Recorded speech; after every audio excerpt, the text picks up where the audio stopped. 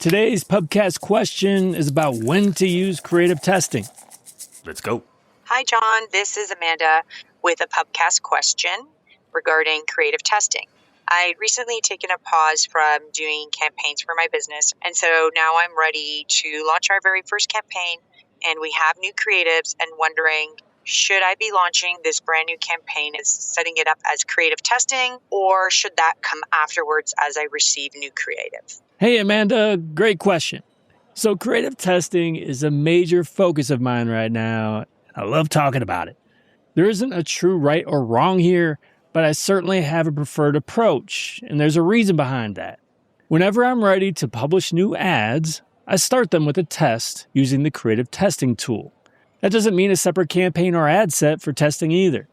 I create the test in the active ad set where the ads will live when the test is over. Now, your question is about starting a new campaign and ad set, and there's a slight caveat here. So normally when you initiate a test using the creative testing tool, a percentage of your campaign or ad set budget will be set aside for the test. Meta typically recommends around 20% of that budget for testing. But if it's a new campaign, you'd obviously want to use 100%. Now, in theory, Meta should use more than 20% if the only ads in the campaign are those in your test. I just go ahead and manually choose the full budget when setting up your test.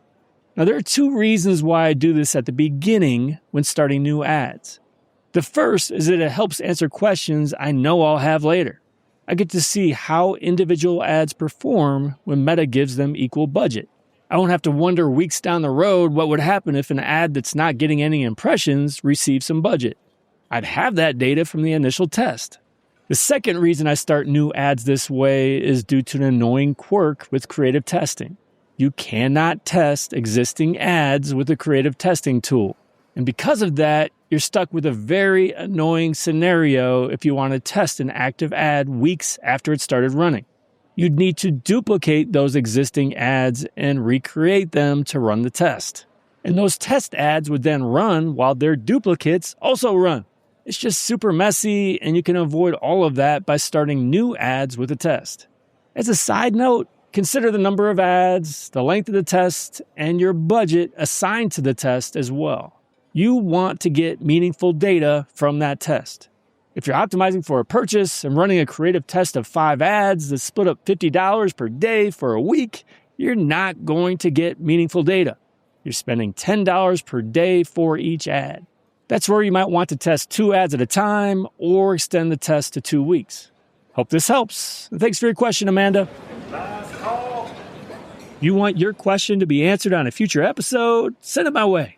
Go to johnloomer.com/question and record your question today. You may just be featured on a future pubcast.